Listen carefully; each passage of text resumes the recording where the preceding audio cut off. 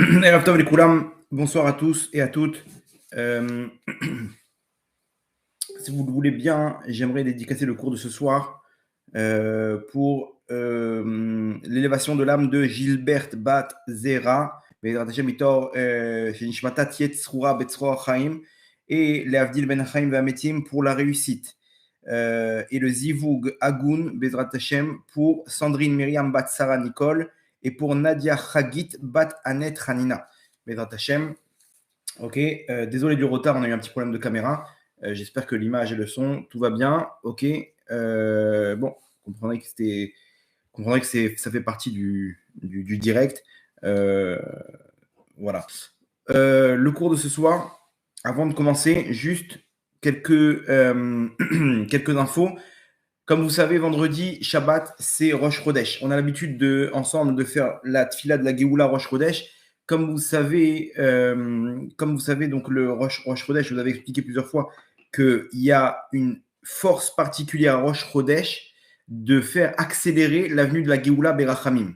On voit le Rav Etzraim, il nous donne c'est lui qui nous donne l'info par rapport à la Gemara dans Bava Metzia, avec Eliyahu Hanavi et Avraham Yitzhak et Yaakov qui prient pour la Géoula le jour de Rosh Chodesh. On a l'habitude de se réunir le jour de Rosh Chodesh ensemble à une heure précise pour faire la tfila de la Géoula qu'on a mis sur tous les groupes. Ok, on a une tfila avec la tfila du Rav Chaim Akadosh. Vous pouvez faire avec les mots que vous voulez, avec des Teilim, ce que vous voulez. Il y a une tfila du Mavar Yabok et du Rav Chaim Akadosh très forte pour le retour de la Shrina de la Galoute et pour la Géoula Berachamim. On a mis ça sur les groupes pour ceux qui sont sur les groupes, ça se diffuse. Ok, cette fois-ci, alors je vous explique. On a l'habitude de faire ça à 4h de l'après-midi. Ça arrange un peu tout le monde, qu'il soit à New York ou en France ou en Israël ou au Canada. Là, jeudi soir, il y a une très grande fila qui est organisée à la Yeshiva de Or Chaim Akadosh. La Yeshiva de Or Chaim Akadosh du Rav Elbaz à Yerushalayim, Rehov, la rue Ezra 1, Rehov Ezra Echad. À 9h, Bezrat Hashem 21h, il y a une grande fila qui est organisée. Donc, on va placer l'horaire à 9h jeudi soir. Jeudi soir, fila de la Géoula à 21h précise. Ok, de toutes nos forces. On a 2 mois de Hadar avant le mois de Nissan, qui est le mois de la Géoula. Il faut absolument qu'on fasse pencher la balance pour une Géoula Berachamim. Donc, s'il vous plaît, 9h, faites passer au maximum de personnes. 9h, donc jeudi soir, Rosh Chodesh, 21h, Tfila de la Géoula. Ceux qui veulent venir sur place, il y aura tous les Gdolé Israël. Donc voilà, si c'est 9h en Israël, c'est 20h en France. Faut enlever 6h, je crois, pour les États-Unis et le Canada. Donc bon, vous faites le calcul. En tout cas, il y aura des milliers de personnes sur place avec les grands d'Israël. Ma femme et moi, on sera sur place. Il y a un endroit pour les femmes et tout. Il y aura des milliers de personnes. C'est organisé par les Israéliens, mais ceux qui veulent venir, on sera présents. Si vous êtes dans le coin, passez. Sinon, en direct à 9h, à 21h, tous ensemble. Ça, c'est pour la première info. Deuxième info, n'oubliez pas, Tikkun Shevavim, on remet une couche. C'est hyper important. Vraiment, si vous l'avez fait, faites tourner ça autour de vous. On essaiera de faire une vidéo spéciale, mais en tout cas, Tikkun Shevavim pour jeudi 22 février, Bezrat Hashem. C'est la dernière semaine des Tikkun Shevavim. Ok, c'est très propice pour réparer ses fautes. Vous pouvez voir dans les anciennes vidéos qu'on a fait. En tout cas, pour vous inscrire, l'inscription est obligatoire parce que là-bas, on explique dans les groupes comment ça marche. Pour vous inscrire, le numéro, c'est le plus 972 50 972 55 15. Ok, là-bas aussi dans le groupe, vous avez la Tfila de la Géoula. Sur le même numéro, vous pouvez vous inscrire au Bet Midrash Tov Hashem. Il y a des cours sur le Chovot Alevavot qu'on a rajouté, Shara Bitachon et Tomer Devora. Voilà des petits plus pour ceux qui sont intéressés. Ça, c'est pour les infos. Ok. Pour ceux qui sont avec nous, on va en direct. On va commencer. Accrochez vos ceintures. C'est un cours très spécial. Ok, très spécial qui peut nous donner la possibilité de changer beaucoup de choses dans notre vie. Ok, et je pèse mes mots, mais peut-être que certaines choses qu'on va essayer ensemble d'analyser et d'intégrer dans le cours pourront sauver pas mal de couples. du divorce ou de la colocation. Ok, aujourd'hui, c'est quelque chose de très connu, des couples qui sont en coloc après 10, 15 ans, 20 ans de mariage. Vous allez voir, c'est très spécial comme cours, mais ça peut changer beaucoup de choses. Si on arrive à appliquer le fonctionnement, on va essayer d'analyser ensemble et Bezrat Hashem d'essayer de rentrer ça dans notre vie et de rentrer le soleil dans notre cœur pour pouvoir influencer autour de nous, illuminer, éclairer notre entourage et amener beaucoup de lumière aussi dans notre Neshama. Ok, vous êtes prêts? Ok, on est prêt pour le décollage? Accrochez vos ceintures et je vous ramène Bezrat Hashem chez vous après une petite histoire Bezrat Hashem. Ok, donc la paracha de la semaine Mishpatim, on nous donne là-bas, Hachem nous ordonne donc de mettre en place des juges qui vont pouvoir prendre des décisions, qui vont pouvoir agir et faire et mettre en place au Ham Israël les différentes règles de conduite, ok, à avoir vis-à-vis de son prochain, vis-à-vis de son voisin, vis-à-vis de sa femme, vis-à-vis de son esclave. On nous donne des mishpatim. Ce qu'on appelle des mishpatim, c'est la paracha de cette semaine. Et là-bas, on commence avec le premier principe, c'est qu'il doit y avoir des juges pour pouvoir établir ces principes. Okay, des juges qu'on appelle en hébreu des dayanim. Des dayanim ou des shoftim. Shoftim, c'est plus en hébreu, dayanim, c'est en araméen. Mais les dayanim qu'on a aujourd'hui, qui sont les juges qui sont là pour faire la distinction et prendre la décision de ce qui est bien, ce qui n'est pas bien, selon la Torah. Okay, il y a des juges aussi selon d'autres règles qu'on connaît dans le monde, mais on a ce que la Torah nous impose, c'est que celui qui doit prendre les décisions, c'est le juge. Il n'y a pas toi croire que tu peux prendre des décisions, mais ça, ces règles-là doivent être mises devant un juge ou devant un rave, devant quelqu'un, une entité qui a la possibilité de faire la distinction entre le bien et le mal et de te dire quel chemin emprunter, que ce soit au niveau de la halakha ou au niveau de la vie de tous les jours. D'accord ? Qu'est-ce qui fait de cette personne-là un dayan, un juge?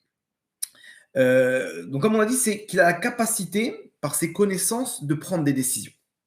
Celui qui a la capacité de prendre des décisions, selon la Torah, on appelle quelqu'un qui a du da'at.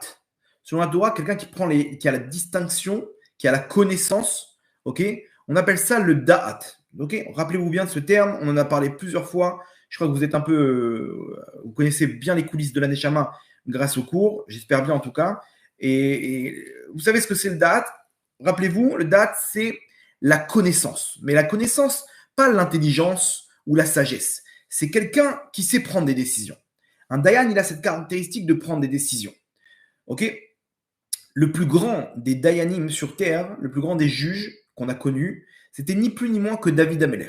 La Gemara nous dit, Vaya David Maskil, Bechol Drachav, Vachem Imo. Et David, il réussissait dans tous ses chemins, et Hachem, il était avec lui.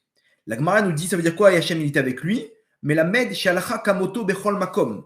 Ça nous enseigne que, quand on dit qu'Hachem est avec lui, que la halacha, elle était dans son sens à chaque endroit. Chaque chose qu'il disait David Ameler, c'était la halacha. Un juge peut se tromper. Il manque des fois du da'at. Ok? Il peut connaître par cœur la Torah, mais s'il n'y a pas de da'at, c'est pas de la Torah. Il connaît toute la Torah de A à Z. Il connaît tous les poskim, tous les décisionnaires. Il connaît tout le Shulchan Aruch, à l'endroit, à l'envers, mais il n'a pas le da'at, c'est pas un dayan. Sa décision est erronée. La halacha n'est pas comme lui.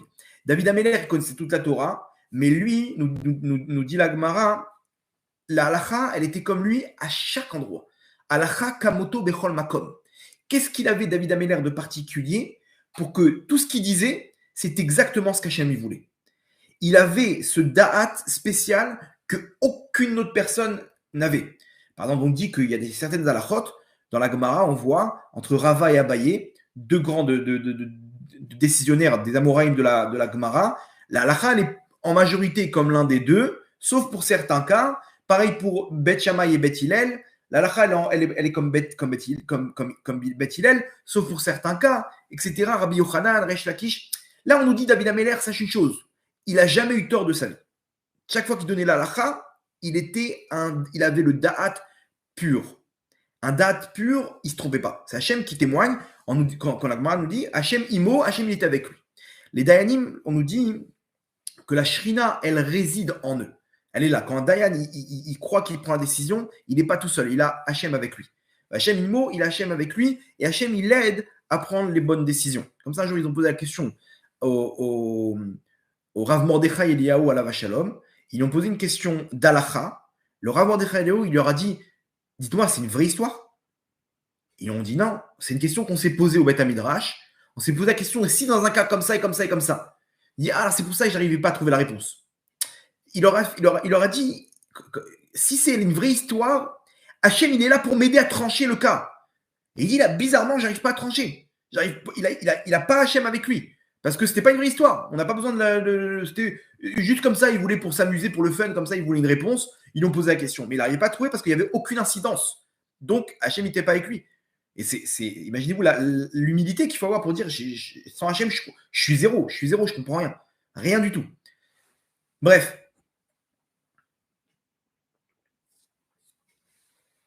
Maintenant, celui qui a du da'at, c'est lui qui peut prendre les décisions. Quelqu'un qui prend les décisions dans une vie, c'est quelqu'un qui a la capacité d'influencer.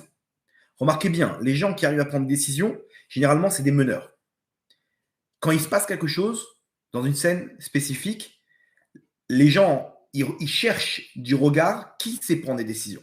Et généralement, c'est lui qui met comme leader sur eux. C'est-à-dire, je donne un exemple, il y a un problème, il y a un exemple, mais un accident, et quelqu'un qui a perdu connaissance, il est là par terre. Tout le monde dans la rue crie, les gens ils sont là. D'un coup, il y a quelqu'un qui vient qui dit, ok, pas de panique, madame, appelez les secours. Toi, tu sais truc, tu peux me donner ta ceinture, tu peux faire ça, tac, tac. Venez, toi, lève-le, amenez-moi de l'eau. Il commence à prendre des décisions. D'un coup, tout le monde va accepter ses ordres. Il va être là pour mener parce on comprend qu'il a le da'at. Quelqu'un qui a du da'at, naturellement, il est à la tête. C'est pour ça que David Améler, il était roi. C'est-à-dire que le Dayan, il a la capacité, celui qui a du da'at, il a la capacité de devenir roi. Maintenant, d'où provient le da'at? Comment David Améler, il a eu ce da'at? Ok, on a compris, vous avez compris, première étape, on va construire sur ça. Notez bien, première brique qu'on pose, c'est quelqu'un qui a du da'at, ok, donc il est capable de prendre des décisions. C'est quelqu'un qui est relié directement à Hachem, c'est un meneur. Il a quelque chose de. Là où on va. Excusez-moi. Quelqu'un qui arrive à prendre des décisions, c'est quelqu'un qui a du da'at. Ça, c'est la première brique. Deuxième brique, celui qui a du da'at, c'est un meneur. C'est un meneur, c'est un roi, c'est un chef, c'est quelqu'un qui est actif dans la société. Et là où il va aller, il va réussir. D'où provient le da'at?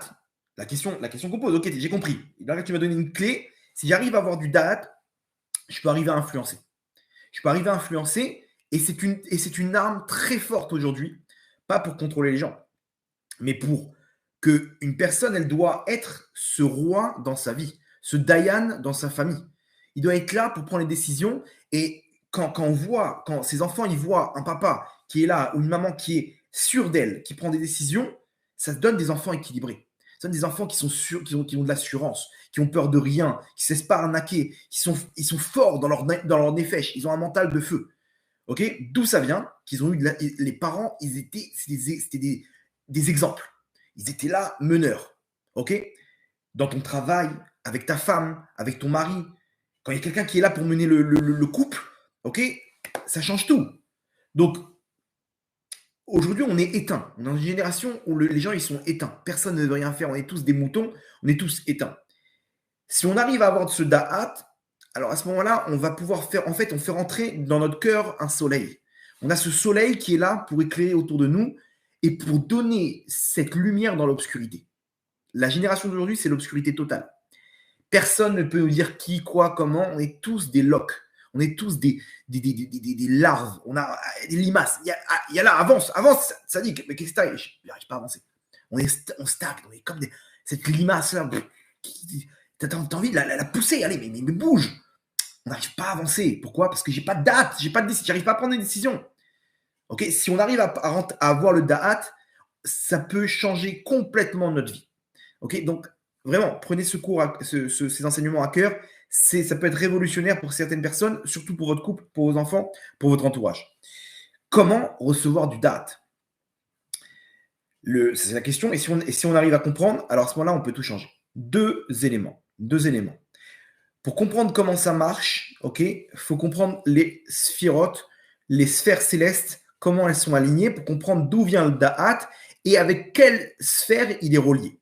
Si on comprend le da'at avec quoi il est relié, on pourra savoir comment intervenir dans une des sphères pour pouvoir donner des forces au da'at. Ok, donc je vous explique, petite parenthèse kabbalistique. Ok, ceux qui ont enlevé leur ceinture, il y aura un trou d'air maintenant, donc accrochez-vous. Comme vous savez, la lumière, elle descend selon 10 sphirotes. 10 sphirotes qui donnent en fait, qui diffusent la lumière dans les mondes d'en dessous, selon 10 sphirotes qui sont à l'image d'un homme. À l'image d'un homme, je vous l'ai expliqué plusieurs fois, ok, c'est 10 entités qui sont à l'image d'un homme. Chacune de ces entités, elle a une caractéristique qui va nous donner une partie de la lumière. Cette lumière, elle est impalpable. Je ne peux pas comprendre cette lumière. Par contre, si je la divise en 10, ok, et je peux comprendre qu'il y a le don, il y a la rigueur, il y a la sagesse. Je peux comprendre 10 entités qui vont me permettre de comprendre cette lumière. D'accord? Jusque-là, facile. Donc, nous, quand on dit que l'homme, il a l'image des mondes d'en haut, okay, il a l'image de Dieu, c'est que en fait, il a été créé selon les mondes d'en haut. Les mondes d'en haut, ils sont divisés en 10 sphirotes qui sont à l'image d'un homme. Donc, nous, pour capter cette lumière, il faut qu'on ait une apparence d'homme, avec une tête, un cerveau, okay, avec des bras, un corps, des jambes et le corps qu'on connaît. Ces sphirotes, elles sont comme ça. Je vous le dis. Chorma, Bina, Da'at. Chorma, Bina. Chorma, c'est la sagesse. Bina, c'est, je sais pas, comment dire, comment traduire la Bina. La Bina, peut-être, c'est, je sais pas, l'intelligence. Ok. Le Da'at, c'est la connaissance, la distinction. Ok. Chesed. Alors, Chesed, c'est le bras droit. Le bras droit, c'est le Chesed. Gvura, c'est le bras gauche, c'est la rigueur. La droite, toujours rappelez-vous, c'est le chesed, c'est la bonté.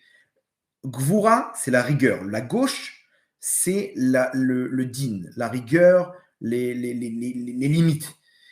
Tiferet, c'est le corps. Ok, le corps, c'est une place centrale, le corps. Vous allez voir ce que ça correspond. Tiferet, ça correspond à la Torah. Netzach, c'est le pied droit, qui se divise en trois. Ok, en trois entités aussi. Et Od, c'est le pied gauche.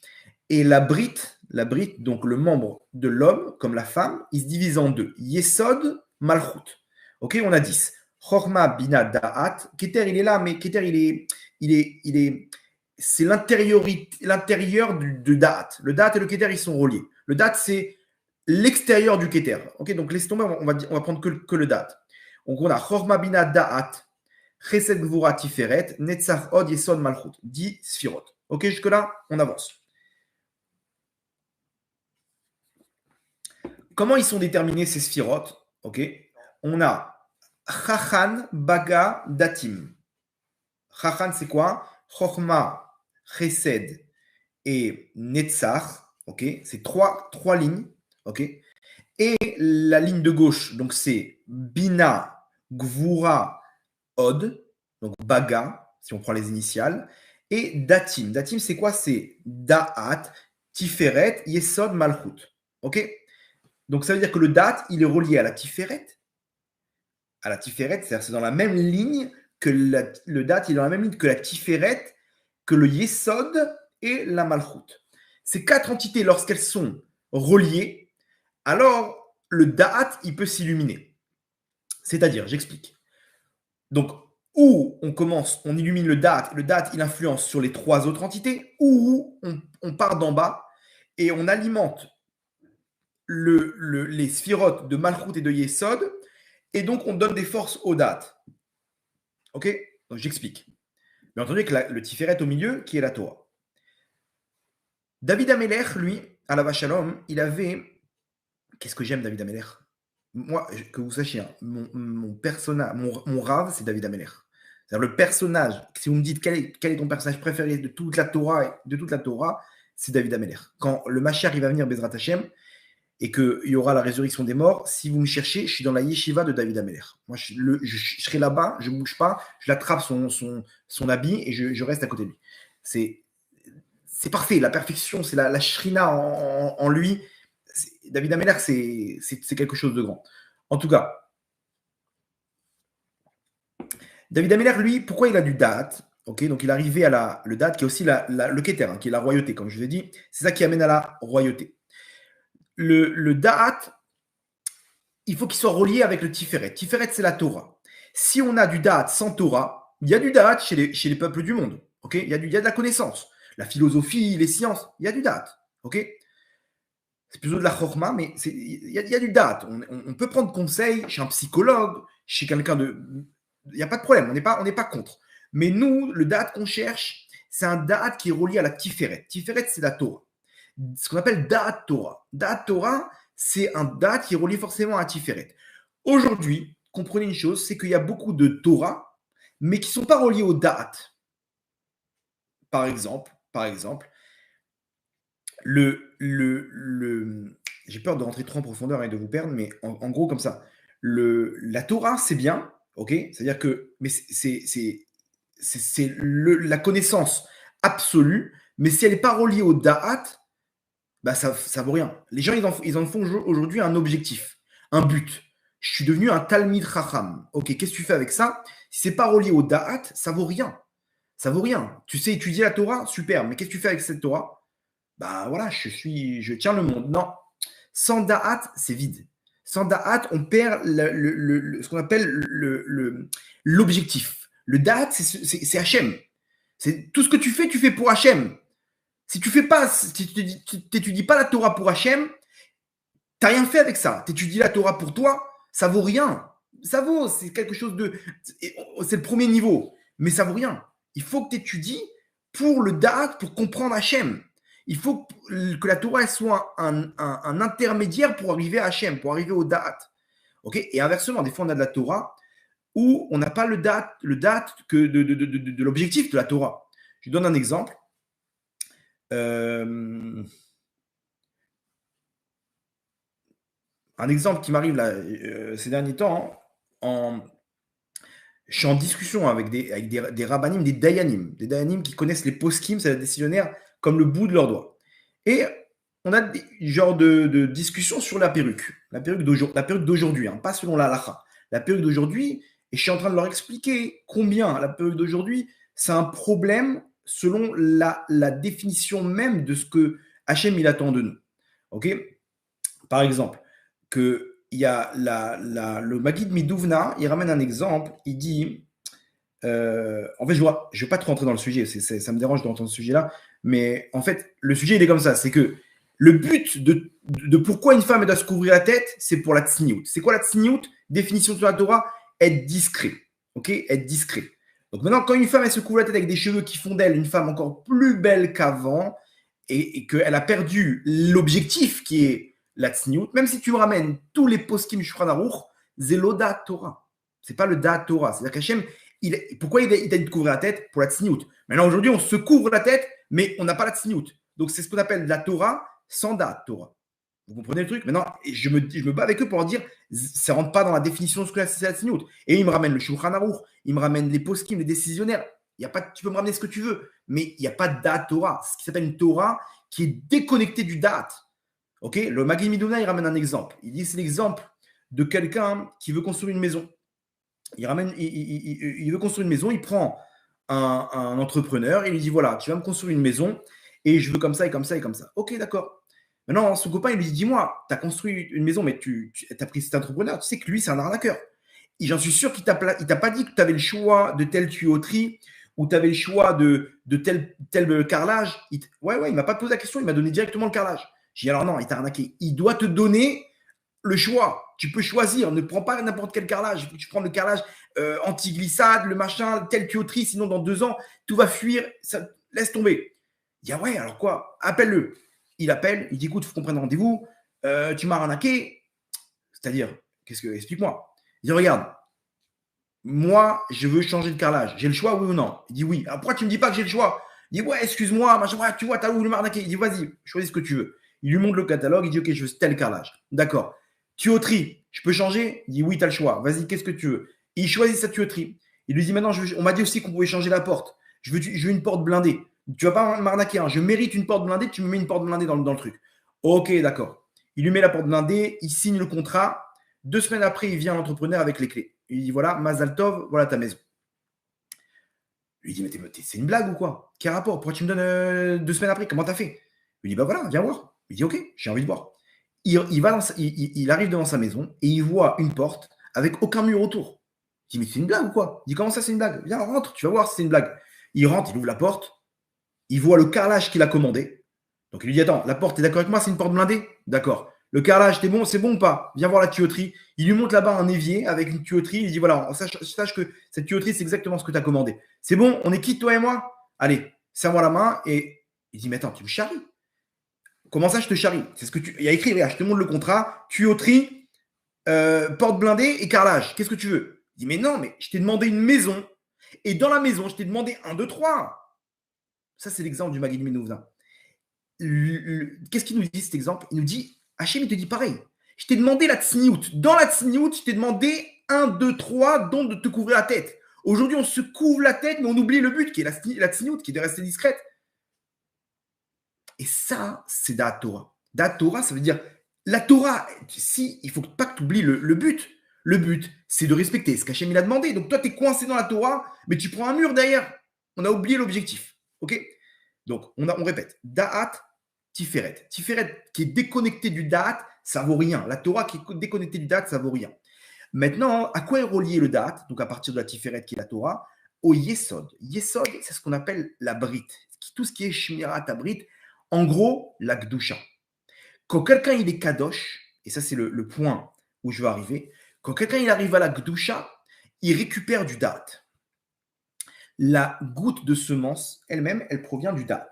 Un homme, il regarde, et de là, ça commence, il envoie le signal en bas pour pouvoir se retrouver avec sa femme. D'accord? Et ça commence dans le Da'at. Ok? Quelqu'un, tu lui dis, tu vas aller avec un homme, il te dit, ça commence dans mon Da'at, ça bloque. Ça bloque. Pourquoi? Parce qu'il n'est pas attiré par les hommes. D'accord? Donc là, c'est le Da'at qui est relié au Yesod. Rappelez-vous, donc on a le Yesod qui est relié au Tiferet, qui est relié au Yesod. Yesod, c'est la brite. Chez les hommes comme chez les femmes, tout ce qui fait référence à la Gdusha. Quand il y a de la Gdusha, il y a du Da'at. Alors comprenez bien, David Amelech alav Shalom, toute sa vie, il y a marqué qu'il avait un but, c'est de faire descendre la Shrina dans le Ham Israël. C'est lui qui voulait faire en sorte que la Shrina, elle soit présente au sein du peuple juif. Et pour ça, il a fait tout ce qu'il faut faire. Dont une chose, nous dit la Gemara que David Amelech, il avait les mains pleines de sang. Pourquoi? Parce que il était là pour permettre une femme à son mari. De permettre une femme à son mari. Alors, je vous explique comment ça marche. Selon la Torah, une femme, lorsqu'elle a sa période de règles, elle est interdite à son mari. Elle a une genre d'impureté. Le sang, il est impur. Pourquoi il est impur? Parce qu'en fait, c'est quoi? C'est le matériel que le corps il prépare pour amener un enfant, qui, en fait, comme il n'y a pas d'enfant, donc le corps il évacue tout ça. Et donc, c'est en fait comme si il y a un corps qui est mort. C'est un peu il y a un peu de présence de la mort dans ce sang. Donc, la mort, c'est l'impureté. La mort, c'est l'absence d'étincelle, donc il y a l'impureté. Donc, ce sang, il est impur. Quand une femme, elle a ses périodes, elle est impure. Ça peut durer 4, 5, 6 jours. Et après, elle compte 7 jours de pureté. À ce moment-là, elle doit voir si elle a aucune tache. Si elle a aucune, généralement, elle n'a aucune tache. Et à ce moment-là, elle se trempe au mikvé et elle est permise à son mari pendant 2 semaines, le temps qu'elle retrouve jusqu'à la prochaine période. D'accord? Selon selon la Torah, c'est comme ça que ça marche. Dans chaque tâche, il faut comprendre une chose, est-ce que ce sang, il est pur ou impur? Chaque tâche, elle donne à son mari il va amener ça à un rave qui a appris toutes ces règles, et qui peut déterminer à vue d'œil si ça s'appelle, par rapport à la couleur, par rapport à la taille, par rapport au type d'ustensile sur lequel se trouve la tâche, c'est un tissu, si c'est un mouchoir, etc. Il dit si c'est pur ou impur. Et donc il dit cette tâche, il dit Tahor. Tahor, ça veut dire quoi? C'est-à-dire que cette tâche, t'inquiète pas, elle ne te remet pas à zéro dans le compte. Ok?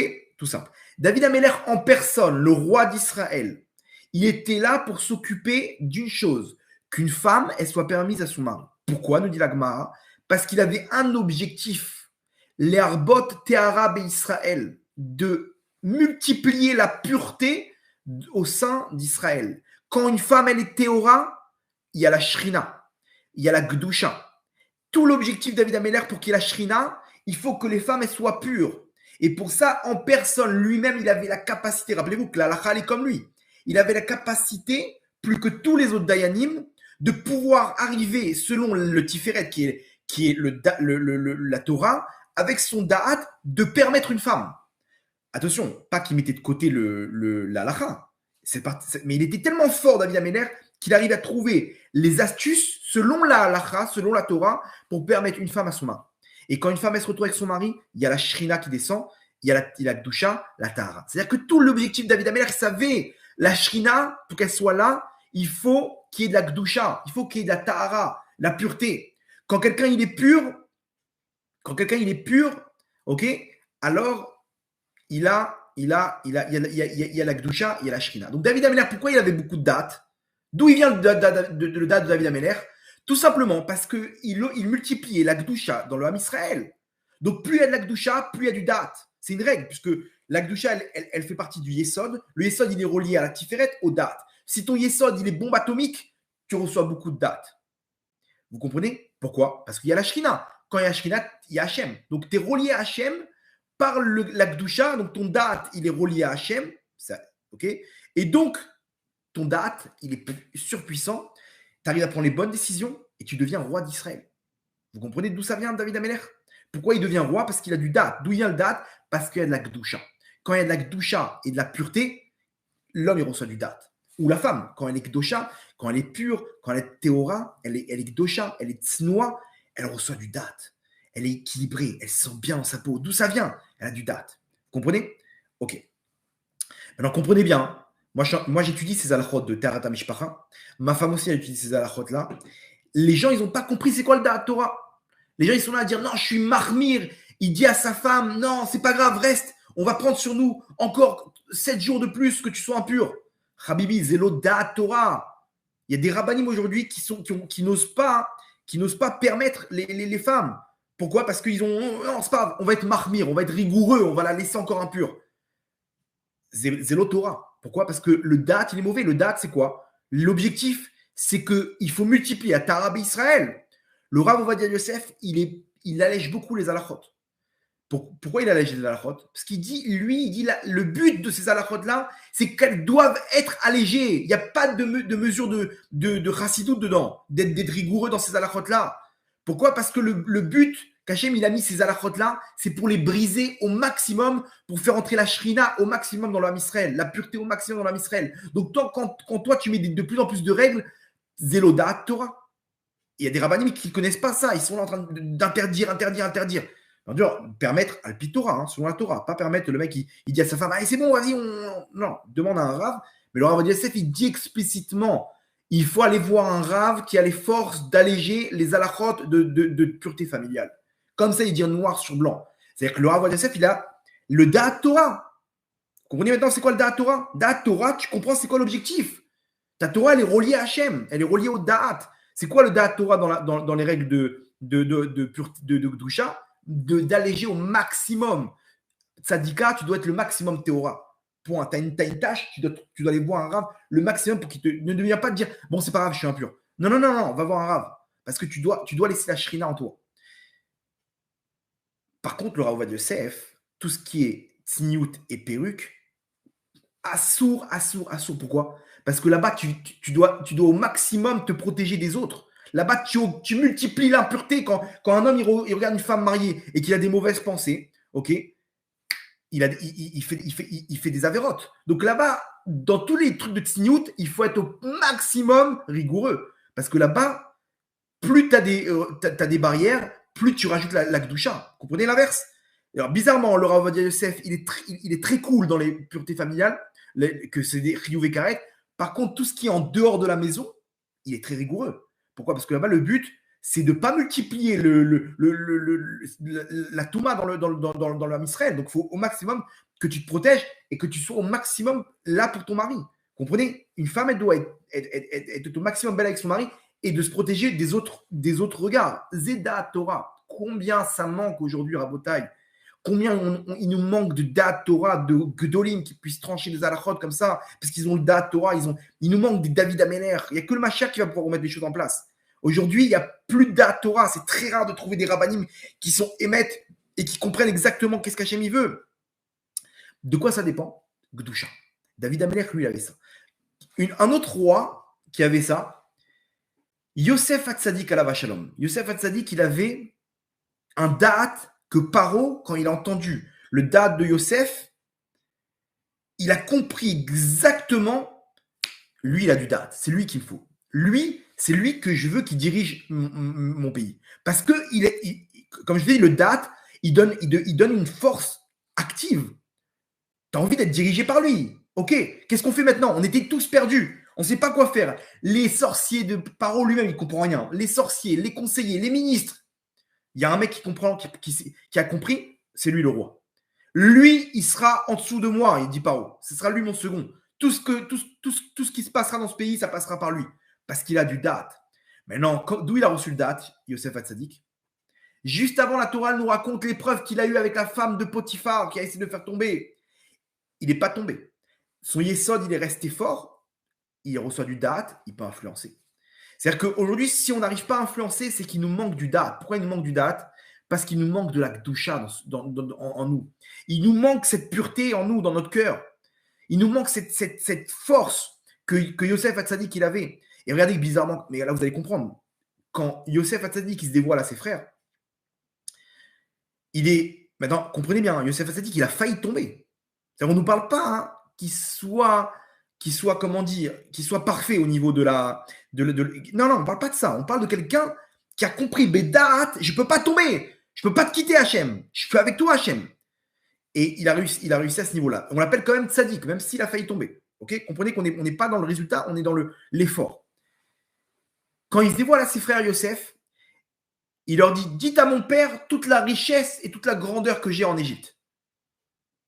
Excuse-moi, mais qu'est-ce qu'il en a à battre, Yaakov, que tu es quelqu'un de riche et quelqu'un d'influent?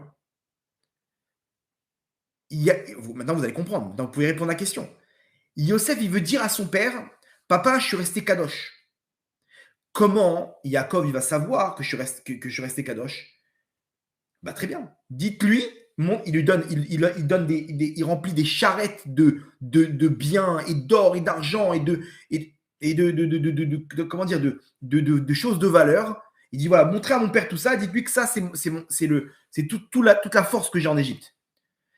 Quand Yaakov, il va voir ça, il va comprendre pourquoi Hachem lui a donné cette force. Parce qu'il a du date. Pourquoi il a du date encore, mon fils? Parce qu'il est kadosh. Il n'a pas touché à sa brite. Il n'a pas enfreint les règles de Gdusha et de pureté.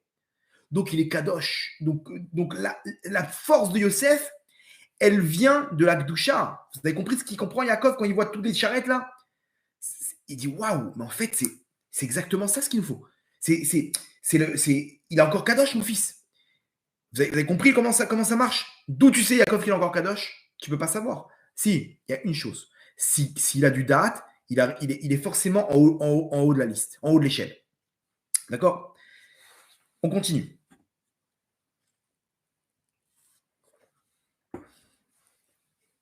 Donc, avant de continuer, on récapitule. Celui qui a du date, ok, c'est quelqu'un qui influence. D'où vient le date? Le date doit être relié avec la Torah, bien entendu, et surtout avec la brite, avec le yesod. Le yesod, il doit être relié vers la malchoute. Où est-ce qu'on influence? Vers la malchoute d'Hachem. Ok, donc on est relié à Hachem par le da'at, la Torah et la Gdusha. Donc on a deux solutions. Soit je travaille dans mon da'at, ok, et j'arrive à voir le bien dans chaque chose, j'arrive à faire ce qu'il faut, vous allez comprendre, on va expliquer comment dans le da'at on arrive à faire les choses. Soit je passe de l'autre côté, je travaille dans le yesod, dans la Gdusha, et là-bas j'arrive à intervenir, donc automatiquement je gagne du da'at. Ça, c'est une chose qui est beaucoup revenue lorsque les gens ils ont fait le Tikkun HaShovavim qu'on a fait. Comme vous savez, Tikkun HaShovavim, il permet à une personne de réparer complètement son yesod. tikkun abrit parfait, que ce soit pour les hommes comme pour les femmes. Donc, comprenez bien, une personne qui a complètement réparé sa bride, c'est pour ça que je vous en supplie de participer à ce tikkun shovavim. C'est le dernier de l'année. Ok, on peut en faire dans l'année, mais ça n'a pas la même force que pendant cette période-là. Encore moins dans l'année où c'est shovavim tat. C'est 2 mois de Hadar. Il y a Troumat et Tzavé. C'est x10 par rapport à une autre année. Donc, c'est tikkun, c'est pendant la période de shovavim. Et pendant cette année de 2 mois de Hadar, c'est très fort. Hyper fort. Les gens, la chose qui reviennent sur certaines personnes qui ont fait de Tikkun Shovavim, ils me disent, je sais que j'ai retrouvé mon date. J'avais expliqué ça dans plusieurs cours, qu'en fait, c'est les étincelles qui sont dans la Neshama, que lorsque on faute, alors la semence, c'est une partie des étincelles. Quelqu'un qui a de la Gdusha, il a du date. Comment? Alors là, je suis tombé. Il n'y a pas de problème. Hachem nous a fait descendre un cadeau qui est le Tikkun Shovavim. Ok? Je vous en supplie, faites-le parce que lorsque vous réparez votre yesod, la brite, ok, toutes les fautes, les femmes avant le mariage, goya, ou goy, ou femmes mariées, ou tout ce que vous voulez, semence en vin, tout ça, c'est réparable. C'est réparable. C'est ce que vraiment, j'ai pas les nerfs de refaire un tikkun. Ça me prend beaucoup, beaucoup de temps, beaucoup d'argent dans la préparation, beaucoup d'énergie. Et comprenez que c'est pas gratuit. C'est pas gratuit. Comment dire, on libère une personne de ces forces spirituelles négatives, ils reviennent voir celui qui est responsable de tout ça. Et ça fait 2 semaines et demie, j'ai mis 2 semaines et demie pour m'en remettre. Alors, physiquement, mentalement, psychologiquement, spirituellement, dans tous les domaines. J'ai pas les nerfs de m'occuper de ça, mais je vous dis, c'est un cadeau. C'est un cadeau. Et si je peux vous le donner, ça dans votre vie, ce sera le plus beau cadeau que vous pouvez recevoir dans votre vie. Parce que ça peut changer beaucoup de choses. Quelqu'un qui a réparé sa brite, il remet du date. Quelqu'un, il faut comprendre une chose. Quelqu'un qui est relié à la touma, à l'impureté, il est relié à la tristesse. Il n'arrive pas à prendre des décisions.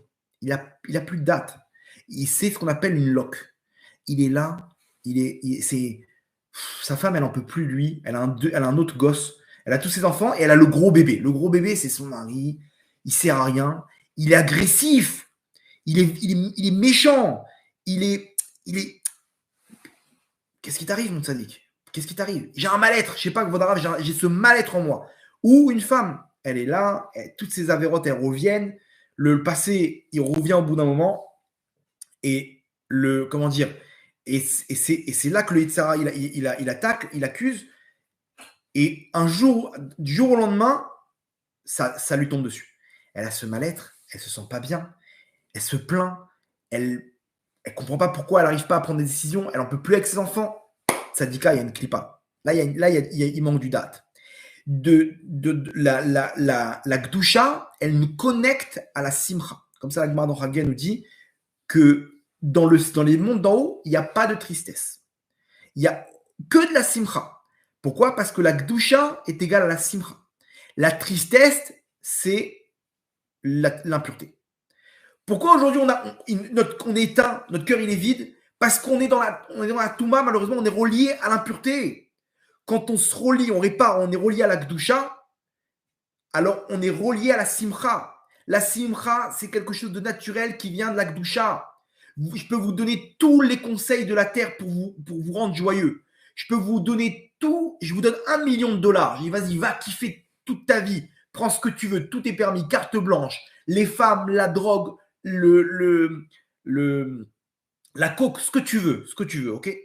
Les voitures. À la fin, c'est une question de mois, d'années. Je vais te retrouver vide, encore pire qu'avant. Et dans le meilleur des cas, tu vas être sous calmant, ok? Dans le pire des cas, c'est ou overdose ou suicide. Comme on voit chez toutes les stars toutes les célébrités. Non, mais qu'est-ce qui te manque? Le mec overdose, ils ont tous comme ça, ils me disent, mes élèves, le cannabis, c'est ça, c'est évident. Mais ils me disent maintenant, c'est la blanche. Ils me disent la blanche. Voilà, ça s'appelle la blanche. La coke. Chacun, il a son rail de coke. C'est-à-dire le mec en plein milieu, en plein concert, il va prendre un rail de coke. Vous comprenez? Ils sont là, les mecs, ils ont besoin d'adrénaline. Il n'y a plus rien au monde qui me donne. Mais qu'est-ce que tu veux? Ça y est, les femmes, j'ai fait le tour. Alors quoi d'autre? L'alcool, j'ai fait tout, les plus grosses soirées. J'ai rien, il n'y a plus rien qui me donne l'adrénaline. Rien au monde ne peut remplir une personne de joie dans son cœur si ce n'est la pureté. Et quand tu as de la pureté, tu récupères du da'at. Quand tu as du da'at, tu as un soleil dans le cœur.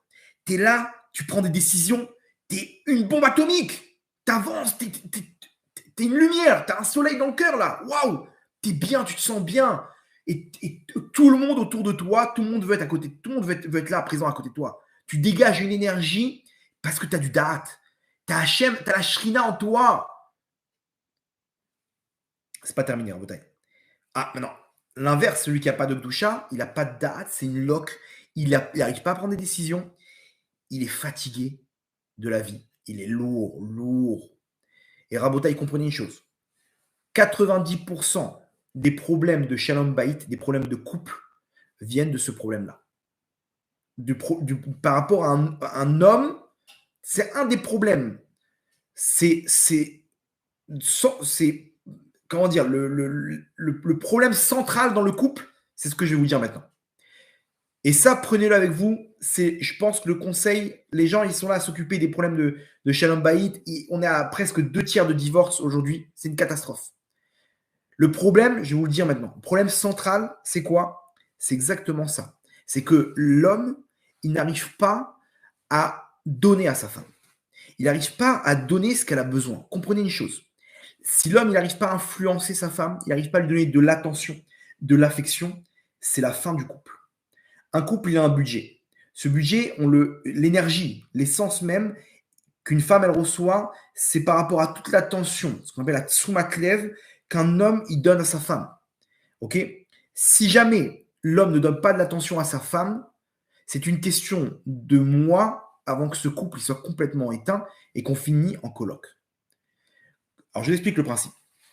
La femme, elle a reçu, je vais vous expliquer plusieurs fois comment ça marche, mais la femme, elle a reçu une malédiction, Chava, une malédiction de El Isher Teshukater. De ton homme sera ta dépendance. Tu dépendras de ton homme. Pourquoi? Parce qu'elle-même, elle a fauté. Et elle a emporté avec elle son mari. Elle a eu peur que son mari...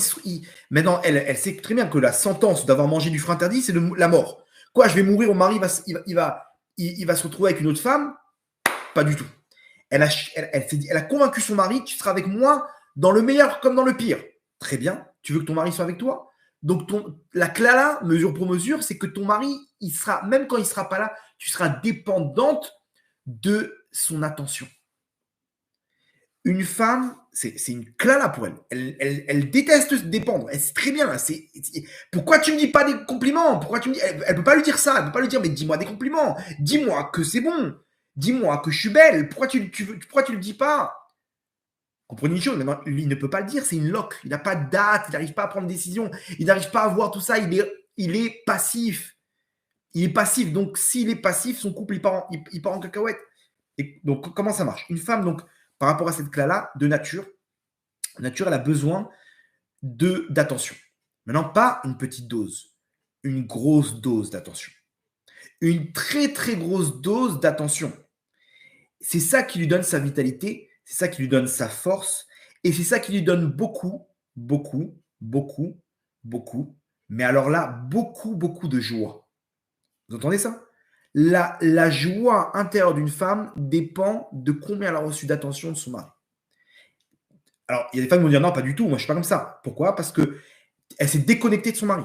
Elle arrive à la conclusion que son mari ne pourra rien lui donner, mais inconsciemment, elle ne se rend pas compte qu'elle cherche ça de l'extérieur, de son collègue de travail. Et c'est comme ça qu'elle arrive à tomber. Pourquoi une femme, elle tombe? Parce qu'elle a besoin de ça comme de l'oxygène. Elle a besoin de ça. Si elle ne reçoit pas de son mari et que l'autre, il lui fait des compliments, elle craque. Elle dit, mais lui, il n'y a que lui qui pourra me protéger dans la vie. Il n'y a que lui qui pourra me donner ce que j'ai besoin. Vous comprenez? C'est pas négatif. Hein, c'est pas péjoratif. C'est juste que, comme ça, il est fait le nefesh d'une femme. Hachem, il a fait ça pour que l'homme il puisse commencer à voir, à comprendre qu'il y a quelqu'un d'autre dans sa vie. Ok? Mais alors, quand elle ne reçoit pas, d'un coup, elle n'a plus de force. Elle a ce mal-être, elle n'a plus envie de vivre et elle devient fainéante. Et elle commence les remarques, elle commence de l'attraper dans des petites choses. Maintenant, lui, qu'est-ce qui se passe? Il ne comprend pas. Il dit, mais attends, mais qu'est-ce qui t'arrive? Qu'est-ce qui t'arrive? Je travaille du matin au soir pour toi, ok? Je travaille dur. Je t'ai acheté tout ce que tu veux. Le 4x4, ok, je te l'ai acheté. Les fringues, regarde ton armoire, tu as tout ce que tu veux au monde. Tu as tout ce que tu veux au monde. Viens, on va voir ta boîte de bijoux. Qu'est-ce que tu veux? Qu'est-ce que tu veux? Comme ça, les couples, ils se disputent devant les rabbinim. Je t'aide avec les enfants. Quand je rentre, je suis là, je prends les douches aux enfants, je les prends, je les habille, je les trucs, les machins, je les prépare. Je fais à manger. Quand tu es fatigué, tu es là sur le canapé, je rentre, je fais à manger. De l'argent à volonté, je t'en donne. Les voyages, on est parti, on est revenu il y a 2 mois du ski. Mais qu'est-ce qui t'arrive? Qu'est-ce qui t'arrive, ma chérie? Chocolat, les fleurs, je te donne ce que tu veux, mais pourquoi? Pourquoi? Comprenez une chose. À l'intérieur profond, très profond de son effèche, c'est vide. C'est vide. Donc, oui, elle a kiffé les petits chocolats, elle a kiffé, mais tu n'es pas là. Tu lui donnes pas ce qu'elle veut, tu lui donnes tout. Tu lui donnes une enveloppe, mais il n'y a pas l'argent à l'intérieur. Tu lui donnes l'enveloppe, il n'y a pas la lumière. Tu lui donnes le kéli, il n'y a pas la lumière. Aujourd'hui, l'homme, il travaille dur pour rien. L'homme, il travaille dur pour rien. Et ça marche pour chacun d'entre nous. Hein. Il y a des gens aujourd'hui qui manquent d'attention. On peut leur donner de la vitalité. Ça peut être aussi un homme avec son copain. Ça peut être une femme avec sa voisine. Ça peut être une femme aussi envers son mari. Son mari, il n'est pas bien. Il a besoin de ça. Il a besoin de sentir qu'il existe au monde. Vous comprenez, je suis en train de vous transmettre là une clé qui peut changer beaucoup de couples. Il y en a beaucoup aujourd'hui qui n'ont pas reçu d'amour de leurs parents. Et ils ont besoin du retour de l'entourage. Ça va, c'est bien ce que j'ai fait. Ça va. Donne-lui de l'attention. Donne-lui un compliment. Qu'est-ce que tu as à perdre? Ribono Shalom, qu'est-ce que tu as? Lâche le truc. J'arrive pas. Pourquoi tu n'arrives pas? Parce que j'ai pas de date, j'arrive pas à influencer, j'arrive pas à donner j'arrive pas à voir ce que tu me dis. Je le vois pas, j'arrive pas à faire la distinction entre le bien et le mal.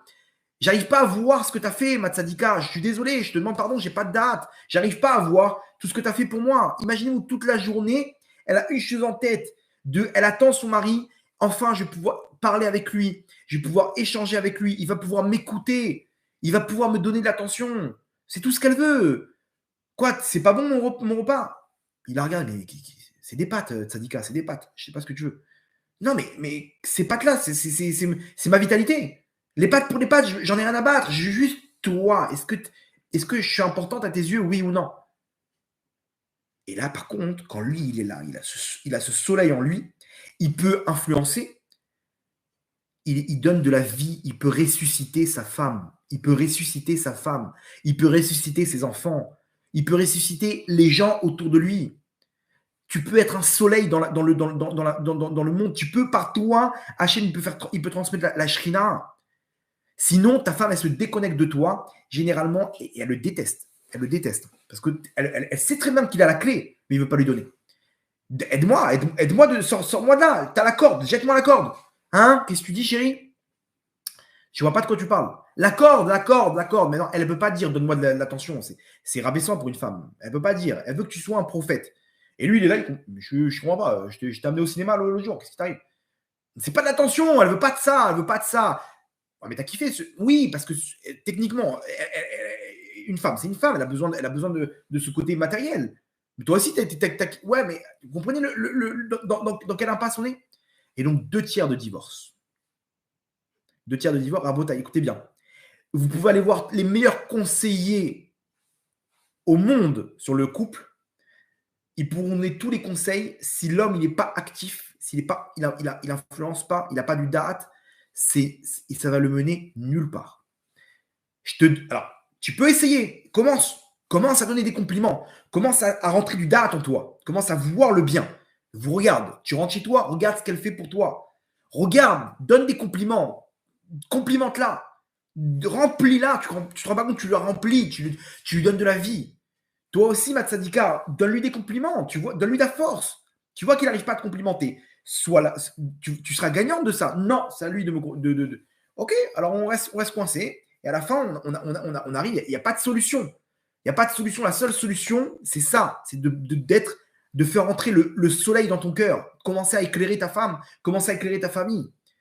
Mais pourquoi j'arrive pas, Godav? Alors, où tu commences à donner des compliments dans tous les sens, même si ce n'est pas naturel. Et à ce moment-là, tu vas tu vas commencer à voir le bien. Et nous dire, Rabbi Nachman, quand tu te connectes au bien, tu te connectes à Hachem. Donc, tu vas commencer à rentrer le date en toi et tu vas arriver à purifier le reste. OK?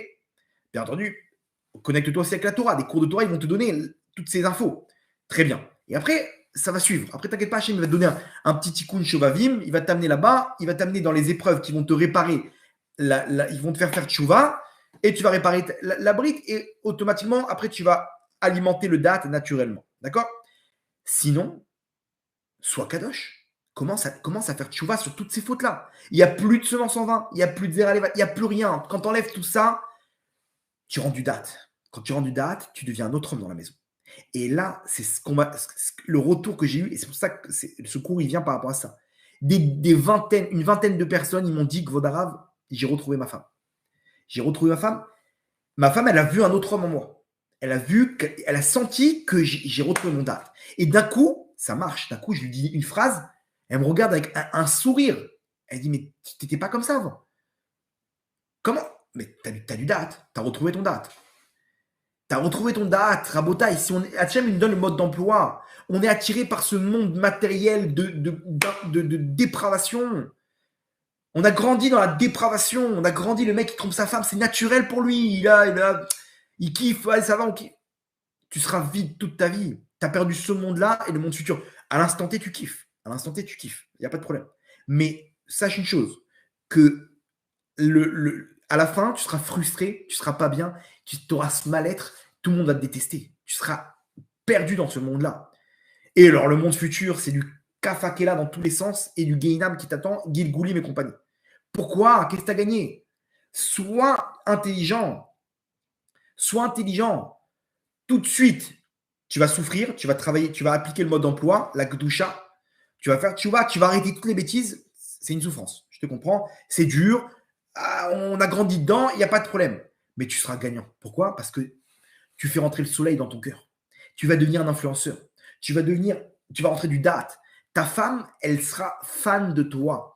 Ton mari, il sera fan de toi. Il y a quelqu'un, ouais. Et les gens autour de toi, tu es le tsinor par lequel passe la simcha. Tu es relié à la gdusha, de là passe la simcha. Tu deviens un roi dans ta vie. Tu deviens un roi. Tu es relié à Hachem. Vous comprenez, Rabotaï, la pureté, c'est très dur. Mais Rabotaï, si on y arrive, on se connecte au date, on se connecte à la Emouna, on se connecte à Hachem.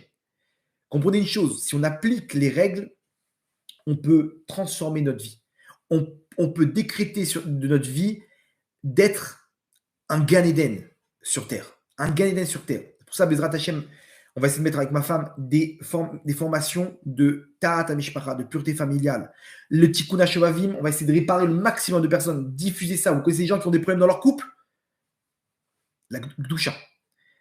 Problème de Gdusha. Dès qu'il y aura de la Gdusha, il va commencer à devenir influent, à avoir du date, à influencer. C'est fini. C'est terminé, Rabotaï.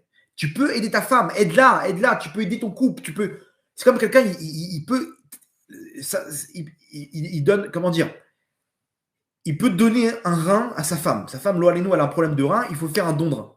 Donne-lui. T'en as un deuxième que tu peux donner. Donne-lui. Qu'est-ce qu'il fait, lui? Il lui offre une dialyse. Il l'amène à l'hôpital. Il lui offre une dialyse. Voilà. T'as vu? Je t'ai donné. Je t'ai amené à l'hôpital. Ça sert à quoi? C'est temporaire. Tu l'as amené en vacances à Eilat, à Cannes, à Deauville. C'est temporaire. Tu lui as donné une dialyse. Donne-lui un rein. Donne-lui ça, qu'elle se sente enfin. Elle a reçu son effet, il est là-bas. Et à ce moment-là, quand son effet, il est construit, ton effet, il est construit, quand ils se retrouvent les deux, et que les deux, ils ont un yesod qui est complètement pur, alors là, le zivoug, c'est nefesh benefesh. C'est pas corps avec corps. L'union, il n'est pas corporel. L'union, il est dans les neshamot. Et quand l'union, il est dans les neshamot, c'est la bracha sur terre. La bracha sur terre, c'est... Il se passe un échange, les deux personnes, l'homme et la femme, ils deviennent une seule et même neshamot. Une seule et même neshama. Parce qu'il y a beaucoup de gens qui n'ont jamais relié leur neshamot. Donc, ils sont pas sur la même longueur d'onde. Pourquoi? Parce qu'ils n'arrivent pas, dans les yesod, il n'y a pas de contact. Vous comprenez?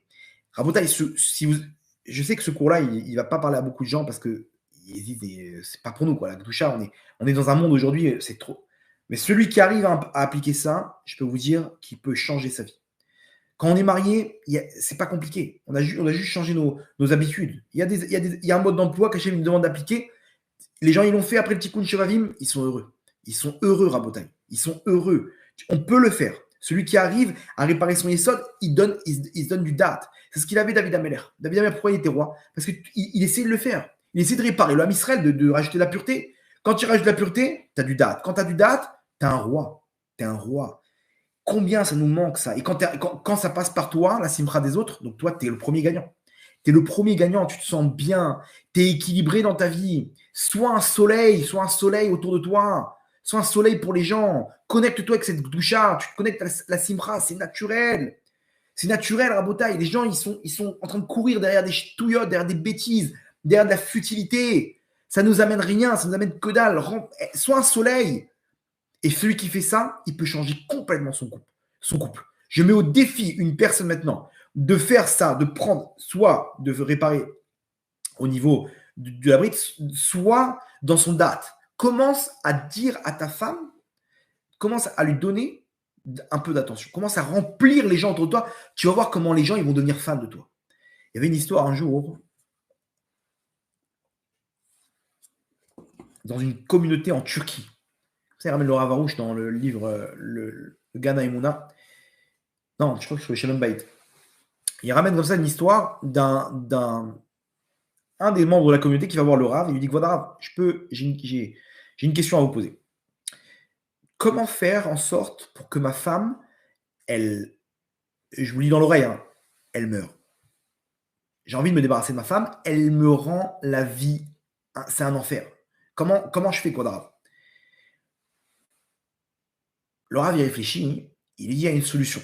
Dans la Torah, il y a une solution. Il y a marqué dans la Gemara, dans l'Nedarim, je crois, il y a marqué que celui qui fait un vœu et qui ne respecte pas son vœu, ok, on lui prend ou sa femme ou ses enfants.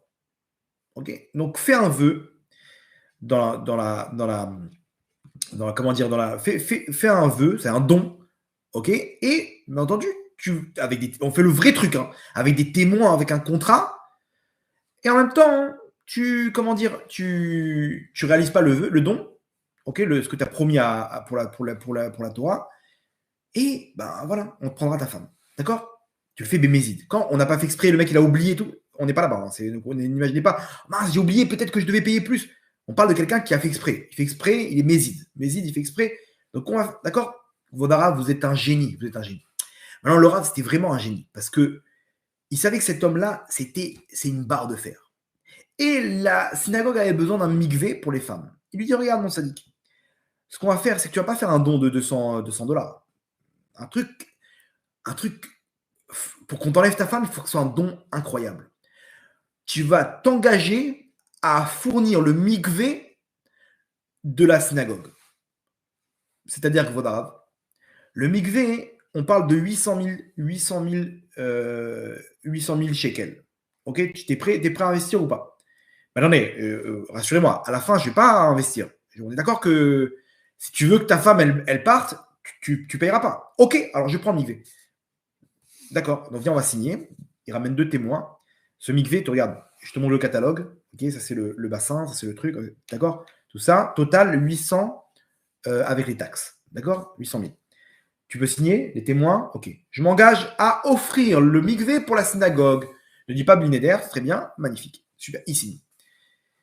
Et le Rav, il lui dit attention. Par contre, il y a une seule condition. Quoi, Rav? Tu vas, écoute bien, pour qu'il puisse t'enlever ta femme et pas tes enfants, il faut que ce soit une punition. Si jamais tu t'en fiches de ta femme, alors ils vont préférer prendre tes enfants. Ah, vous m'avez pas dit ça, Quadrave? Non, alors je te dis maintenant, comment tu vas faire? Écoute mon conseil. Tu vas faire en sorte de renouer avec ta femme. Une chose tu prends sur toi, de lui donner des compliments. Tu es capable de faire ça ou pas? Alors, mais Quadrave, c'est très dur. Hein. Combien de temps je dois faire ça?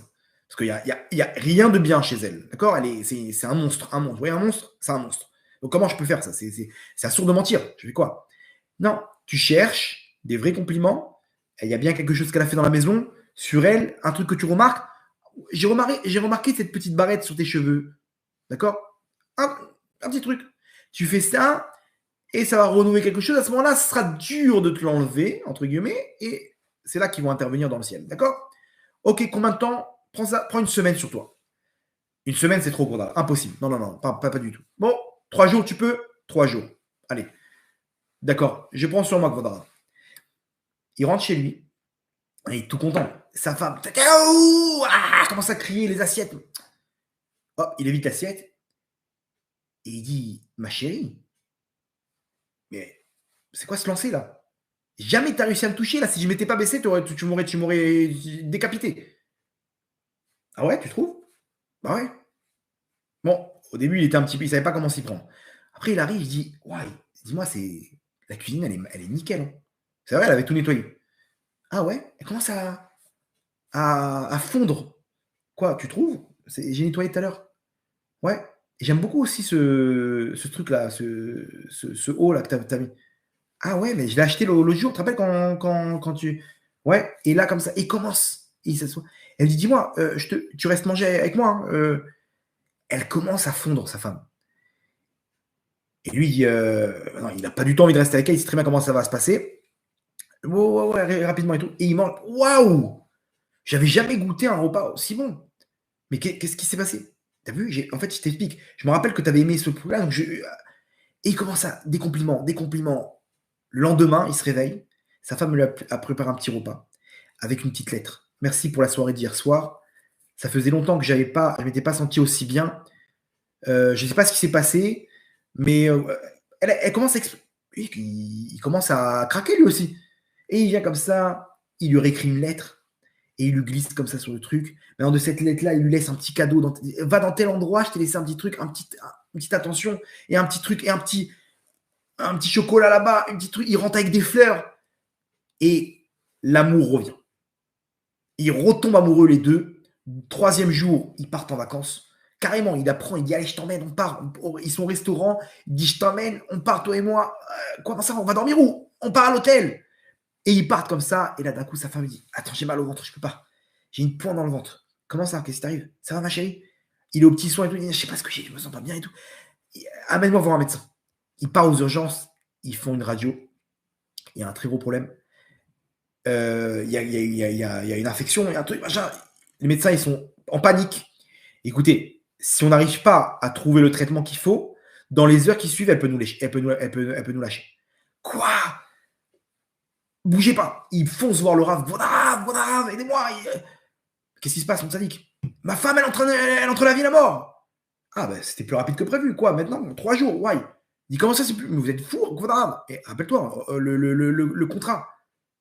Ouais, c'est moi qui est en train de la tuer. Mais qu'est-ce qu'il faut faire, madame? Annuler le contrat, on ne peut pas annuler. Les témoins, ils sont cachés, vous êtes sûr? C'est 100%. Il n'y a rien à faire. Alors quoi? Il y a une solution. T'as qu'à payer les MIGV et c'est bon. Quoi? Non, laisser tomber. Après, j'ai dit, c'est ma femme, je ne peux pas faire ça. Donc quoi? Il n'y avait pas un autre MIGV là? Vous m'avez proposé un MIGV un peu moins cher. Non, t'as signé, mon sadique, c'est là-bas que ça se passe. Donc vas-y, t'as les moyens. Non, mais je peux pas, c'est impossible. Alors, ok, rappelle-moi quand. On va faire des télim, pour ta femme. Allez, colle tout. Non, je vais signer, c'est bon, je vais payer. Il sort le chéquier. Il n'y a pas une autre solution. Voilà, vous êtes un génie. Allez trouver un autre truc sans passer par le MIGV. Là. On annule un témoin. On essaie de trouver un problème chez lui. Mon sadique, le MIGV, sors ton chéquier. Il sort le chéquier et il écrit. Chaque zéro qu'il rajoute là-bas, il enlève une partie de son cœur. Et il signe, il déchire le chèque, il donne au Rav. Rav, vous avez votre mikvé. Maintenant, vous en supplie, priez. Le Rav dit par le srout de ce mikvé, qu'Hachem il décrète sur vous le shalom baït et la réfoua shelema pour ta femme. Il revient, les médecins ils sont contents, on a trouvé le traitement qu'il faut, vous inquiétez pas, elle est sortie d'affaire. Et bien entendu, son couple il a été remis sur pied, etc. Le Rav il a gagné un couple, il a évité un divorce et il a gagné un mikvé. En même temps, il a enlevé sa radinerie. Cette histoire, c'est exactement ce qu'on peut faire. Venons, on commence à être un soleil dans notre cœur. Venons, on laisse rentrer le soleil dans notre cœur. Venons, on commence à donner. Lui, il n'est pas passé par la douchade. Il a commencé à appliquer les choses. Il a commencé à voir le bien. Donc, quand tu vois le bien, tu te connectes à la doucha, tu te connectes aux étincelles, tu te connectes à Hachem, tu te prends du vrai da'at. Sinon, deuxième solution, la Kdusha, la Tahara. La Tahara, tu te connectes à Hachem. Tu te rends pas compte, tu te connectes à Hachem. C'est ce qu'il voulait David Ameller. David Ameller, il voulait un seul et même objectif. Je veux absolument, Hachem, que tu sois au sein du Ham Israël, que tu sois en chacun d'entre nous. Ah, tu veux que je sois là-bas? Et il faisait tout pour ça. Il était là dans les halachot pour permettre les femmes à leur mari, pour multiplier la Kdusha. Hachem lui donne du date. C'est toi, la halakha, elle passera par toi, mon tzaddik. C'est toi qui seras le dayan, le juge de tout mon peuple. Et c'est toi qui seras le roi d'Israël. Donc, Rabotai, à nous d'être, tu peux choisir d'être un roi dans ta vie maintenant, dans ton couple, dans ta famille, autour de toi. Tu peux être le dayan qui sait pourquoi. J'ai du date, je sais prendre des décisions. Tu deviens un influenceur. Tu es un soleil, tu as un soleil dans ton cœur. Commence à te connecter avec Hachem. Tu te connectes, tu es là, tu te distribues. Si tu fais ça, tu te connectes avec Hachem. Si tu commences à donner de la simcha autour de toi, tu distribues de la Gdusha. La Gemara dans Ta'anit. Elle nous ramène l'histoire de Rabbi Yehuda ben Beroka. Elle nous ramène Ben Betera, pardon. L'un des deux, bref. En tout cas, il était avec Eliyahu Hanavi dans le chouk, dans le marché, dans la place du village. Et là-bas, il lui dit, dis-moi, Vodarav, est-ce que dans tout cela, il y en a un qui est à part au monde futur, qui est Ben Olam Haba? Eliyahu Hanavi, il scanne tout le monde, il dit aucune des personnes. Il continue à marcher, et maintenant, il y avait là-bas des Talmidei Chachamim, il y avait des gens qui ont pensé que, non, qu'est-ce qui se passe? Non.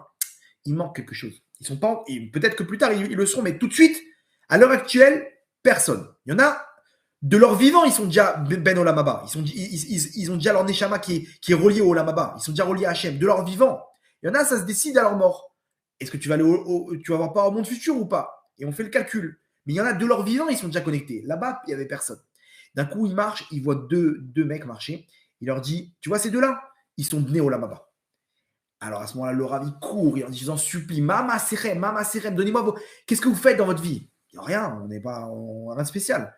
Oh, on étudie, on prie, voilà, on n'a pas de truc particulier, on ne fait pas des mitzvot en particulier. D'ici, vous avez quelque chose en particulier que personne n'a ici. Bon, c'est vrai que nous, on aime bien aller dans les hôpitaux et donner de la joie aux gens, les faire rire.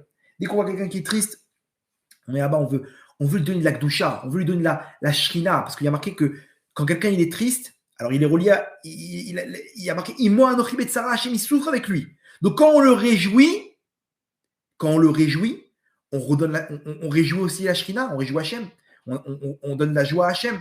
Donc on est là et on voit quelqu'un de triste. Ça c'est la Touma, c'est la pureté ça. Viens on le donne la Gdusha, viens on le remet à Hachem. Et on est là pour remettre la Shrina dans chacun du Ham Israël. On les réjouit et on rigole et on fait les clowns, pour.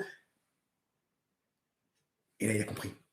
Et là, j'ai compris. C'est ça qui vous donne à être Bnei Olam Haba. C'est-à-dire, dans ce monde-là, c'est des soleils. Ils distribuent de la simra autour d'eux. Ils influencent.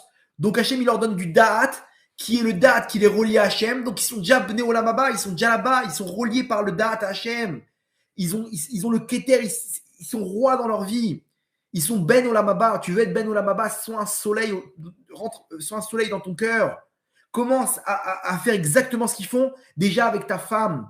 Matzanika, commence à faire ça avec ton mari. Tu vois que ton mari, il n'est pas bien, il a un mal-être. Rentre le soleil dans ton cœur. Tu vois que tes enfants, ils sont tous jeunes. Allez, rends la simra, à quoi ça sert? Ça ne sert à rien que ta maison, elle soit propre et ton cœur, il est sale. Elle se bat, une machine, encore une machine. Stop, arrête tout. Si tu es triste, Matzanika, ça ne sert à rien de nettoyer ta maison. Laisse ta maison, vaut mieux que ton cœur, il soit plein de simra, que ta maison elle soit propre et que tu sois triste. Et que tu sois pas bien et que tu envoies balader tout le monde dans tous les sens, tes enfants et ton mari. À quoi ça sert?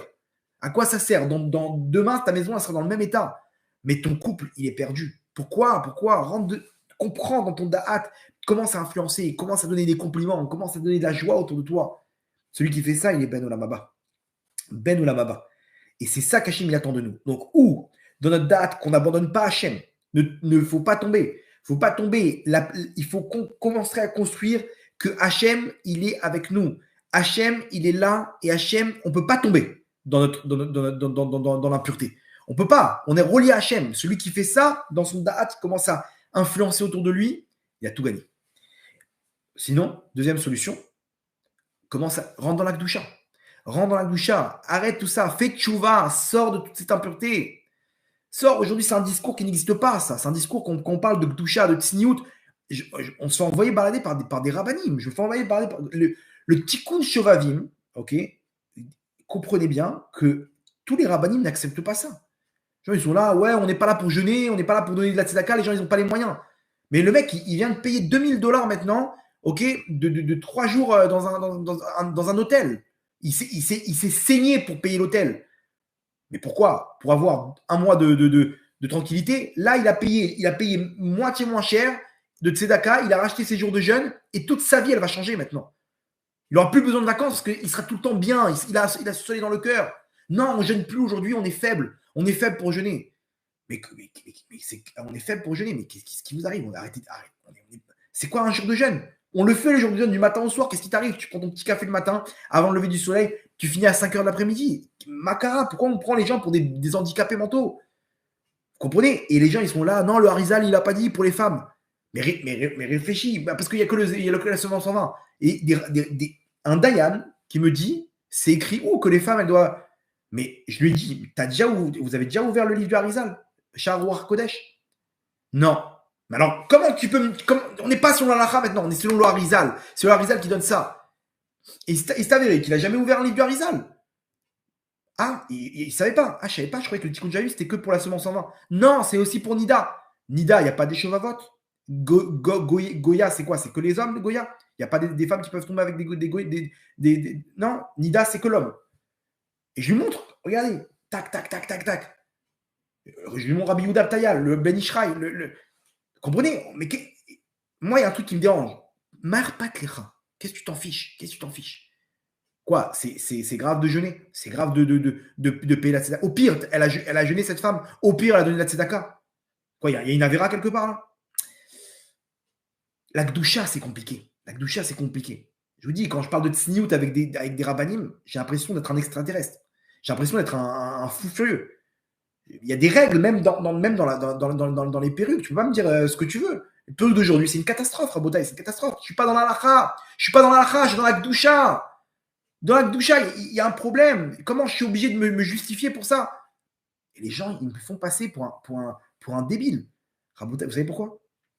Il manque de la Gdoucha. La Gdoucha, c'est pas pour tout le monde. Si vous êtes tombé sur ce cours, c'est peut-être que Hachem, il vous a choisi pour faire partie de son. Hachem, il vous a choisi pour vous donner du date, pour faire partie de ces gens-là qui sont encore heureux dans ce monde, dans cette génération. Oui, ça existe. Moi, je peux vous signer. Moi, j'applique tout ce qui est écrit à ce niveau-là et je suis l'homme le plus heureux au monde. Trouvez un homme qui est plus heureux que moi, vous ne trouverez pas sur Terre. Quand je suis parti à Ouman, j'étais triste. Vous savez, c'est quoi pour moi de quitter Eretz Israël? Je vous promets, j'étais un enfant qui était loin de ses parents. Comme un enfant, vous savez, un enfant qui quitte ses parents. Sur place, il y a la Shrina. Mais de quitter Eretz Israël, pour moi, j'étais pas bien. Je suis arrivé en Ukraine. J'avais une seule chose qui me consolait, c'est que je levais les yeux vers le ciel et j'essayais de chercher Hachem dans le ciel. Ce ciel-là, je sais que c'est le même qui est en Eretz Israël. Je sais qu'Hachem, il est dans le ciel, loin de la Gdoucha. Je me sentais pas bien. Je sais que je suis loin de la Gdoucha dans un pays de Touma, de christianisme et d'idoles. Aïe, aïe, aïe. J'ai un traumatisme de ce voyage. Sur place, il y a la Shrina. Sur place, il y a Rabbi Nachman qui nous fait le lien. À partir du moment où Rosh Hashanah il rentre, c'est Beth Amikdash, c'est ambiance Beth Amikdash. Quand le Rosh Hashanah il est sorti, t'es encore dans les trucs. Et le retour aussi, c'est une catastrophe. Mais j'étais pas bien, je vous dis la vérité, j'étais triste dans mon cœur. Pourquoi? Parce que loin d'Israël, t'es loin d'Hachem, t'es loin d'Akdoucha. Je suis rentré, j'ai dit à ma femme, je rentre, je pose mes affaires, je te dis bonjour et je vais au mikvé. Je peux pas supporter cette touma sur moi. Je suis parti au mikvé, il était 23 h. Je me retrouve au mikvé, je trouve un mikvé ouvert toute la nuit. Je suis sorti, j'étais Hachem, je suis retourné dans tes bras, ça y est, je te quitte plus. Impossible. Quelqu'un qui est dans la Gdoucha, il se sent bien. David Ameler à la Vachalom, il était joyeux. Il se faisait poursuivre par Shaoul Ameler. Pourquoi tu es joyeux, Gvod Ameler? Mais comment on peut y arriver? Comment tu veux y arriver? Gdoucha, Tara, pureté. Quand tu as ça, tu as ce da'at, tu deviens, t'es bien. Ce monde-là, c'est un monde de Gdoucha, Rabotai. Kedoshim, Tiyu, Kikadoshani. Si on y arrive, à ce moment-là, on a tout gagné. Vous comprenez comment ça marche? Donc, Malheureusement, aujourd'hui, on est dans un monde de dépravation. Sur nos téléphones, les mecs, toute la terre, on leur montre toute la Touma et ils sont là. Ah, regardez, encore des femmes. T'as pas mis un filtre, t'es perdu. T'es perdu dans ce monde-là. Et l'autre, elle a mis ses photos. Tout le monde regarde. Pourquoi, Matsadika? Pourquoi? Laissez tomber tout ça. C'est dur, mais vous serez heureux de tout ça.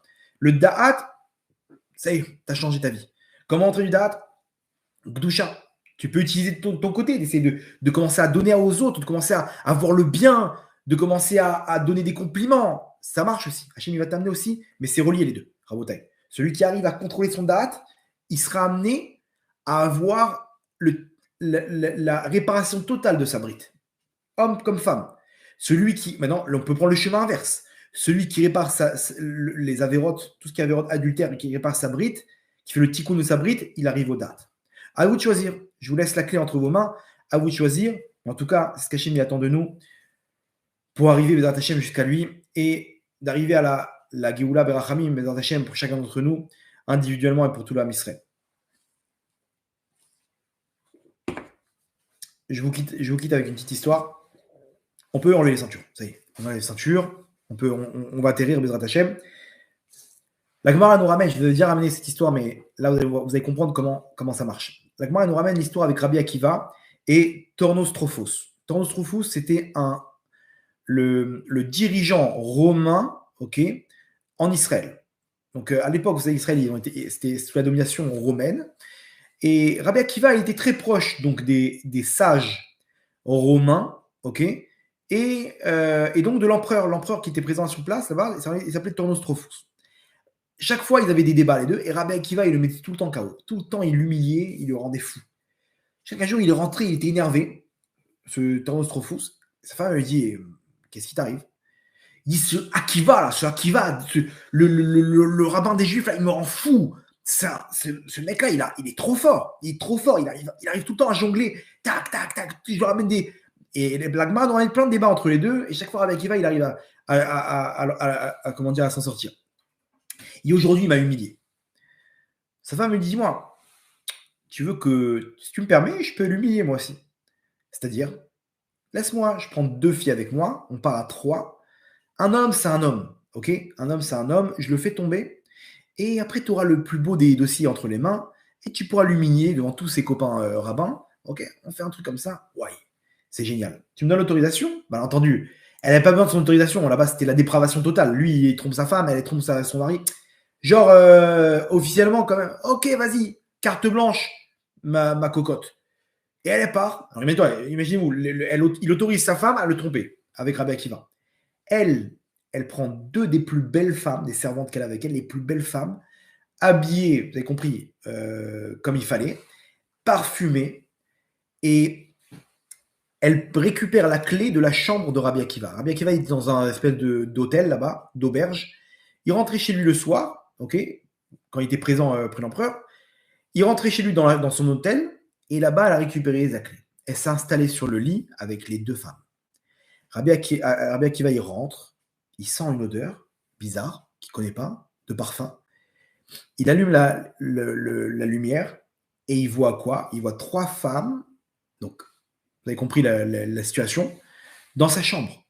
Et la femme de Tornos, elle se présente à lui, donc vous avez compris de quelle manière, et elle lui invite donc à comment dire, voilà. La Gemara nous ramène, c'est pas la Gemara, je crois que c'est une autre source, que Rabbi Akiva, il regarde, donc il tourne les yeux, il crache par terre, il pleure et il rigole. Elle voit ça.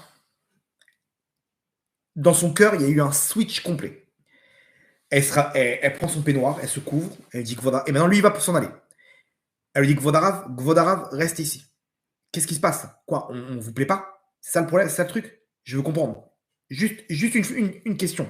Qu'est-ce que c'est quoi ce manège-là? De cracher, de pleurer, de rigoler.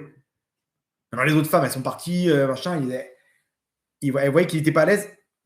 Elle les a sorties, sortez, allez hop. Godarav, répondez-moi. Elle était maintenant, elle était couverte et tout. Le Rav lui dit comme ça. Rabbi Akiva lui dit, sur 2, je peux te répondre, sur le 3e, je ne peux pas te répondre. Il lui dit pourquoi j'ai craché.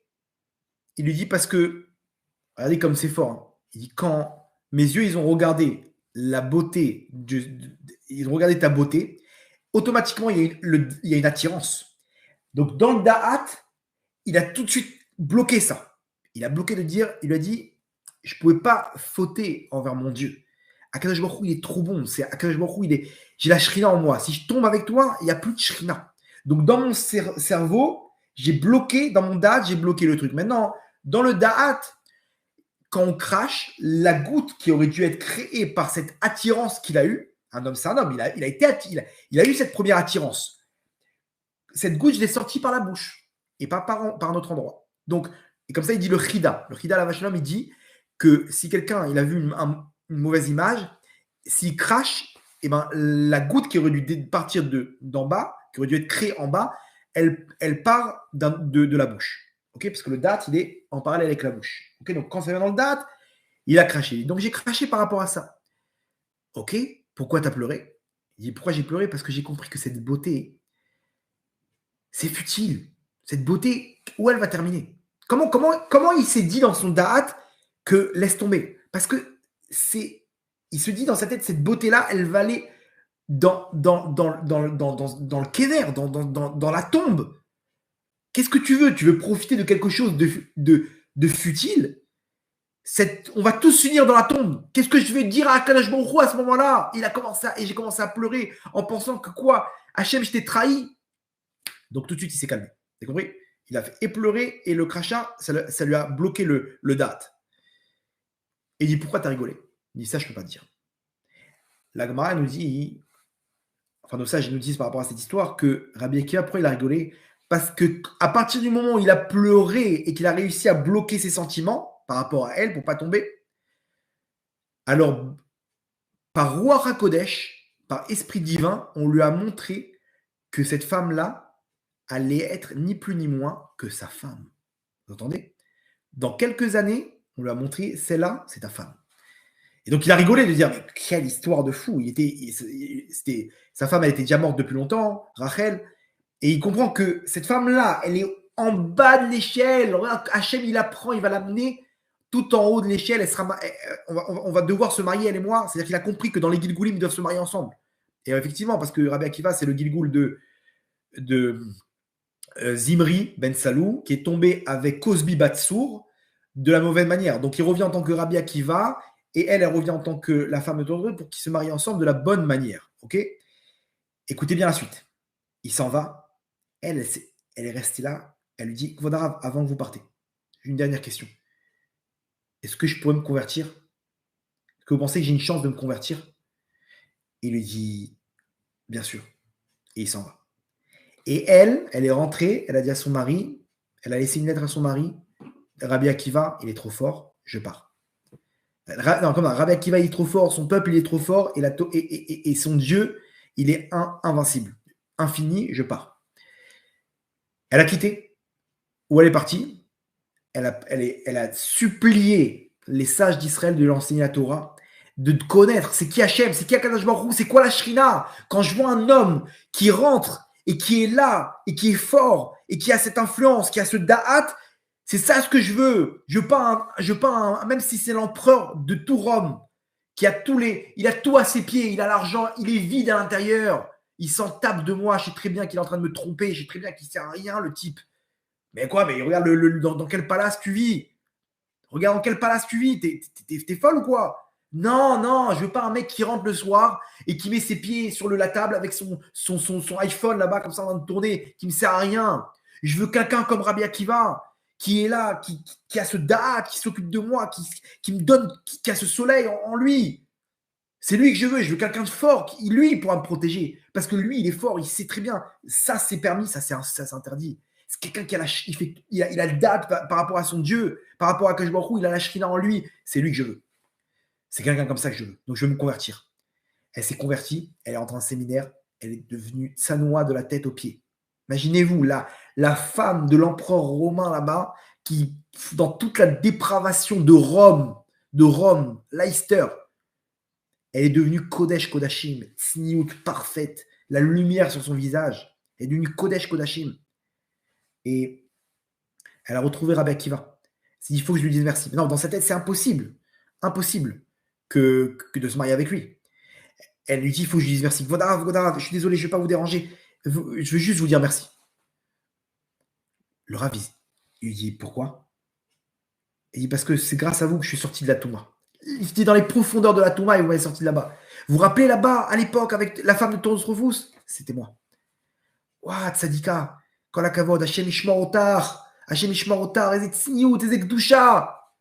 Elle dit, Vodarav, est-ce que vous pourrez m'aider pour trouver un shidour? Et là, Rabbi Akiva, il lui dit, tu te rappelles que je t'avais pas dit pourquoi j'ai rigolé. Mais Bachanaïm, toi et moi, on doit se marier. Et je pense que j'ai un chidour pour toi. Et ils se sont mariés, Rabotai. Elle avait avec elle toute sa richesse. Rabbi Akiva est devenu multimillionnaire grâce à elle, entre parenthèses. Et ils se sont mariés. Elle-même, elle est sortie de la Touma.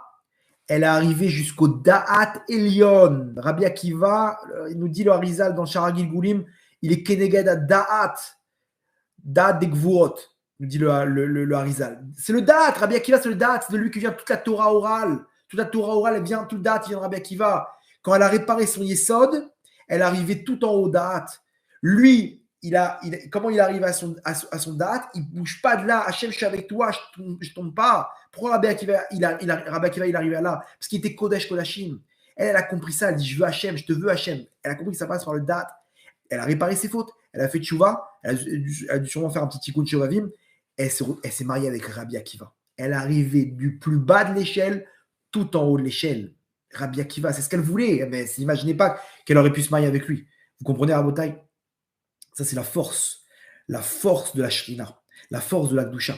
Soyez un David Ameler pour votre famille. Soyez un roi. Quelqu'un qui vient, qui prend une décision, qui sait ce qu'il veut dans la vie. Hachem, je te veux toi. Je veux la présence divine en moi. Je veux la Shrina Gdusha. C'est ce que David Ameler, il a fait toute sa vie. Ashrat Ashrina. Mais non, on fait descendre la Shrina. On peut le faire, Rabotai. On peut accélérer les choses. Tchouva, on avance, Rabotai. Notre tchouva, on peut réparer n'importe quoi. Bien sûr, de ne pas retomber dans ces fautes-là. Ni Zera Levatala, ni semence en vain, ni rien du tout. Tu te purifies, tu apprends ces halachot avec ta femme et tu deviens Kodesh Kodashim. Et quand tu deviens Kodesh Kodashim, tu as du da'at, ta vie, elle se transforme. Ta vie, elle se transforme, tu as Hachem avec toi. Qui mieux qu'Hachem? C'est ça ce qu'il cherchait David Ameler. Il cherche toute sa vie. Va'ani Kirvat Elokim Litov. David Ameler, une chose, il cherche dans sa vie, Kirvat Elokim, la présence divine. La proximité avec toi, Hachem, il n'y a que ça, il n'y a que ça. Il chantait Hachem, il dansait avec Hachem. Il avait un soleil dans son cœur, David Ameler. Est-ce que vous pensez que si la Torah nous raconte tout ça, c'est pour nous donner envie? Non, Rabotai. Chacun d'entre nous, il peut le faire. Donc, Bézat Hachem, je vous réinvite pour prier pour la Géoula avec nous jeudi soir, 21h. Surtout pour Tikkun Shovavim, qu'on fait descendre la Shrina dans notre couple, à l'intérieur de nous, pour trouver notre zivoug, pour amener toutes les délivrances. Et surtout, pour amener sur nous la délivrance avec la Shrina dans toute sa splendeur, de la sortir de la Touma dans laquelle elle est. On peut le faire à Botaï et d'amener la Géoula pour nous, individuelle, et Brachamim Gdolim pour l'âme Israël. Baruch Adonai Leolam. Amen. Amen. Toda Rabba.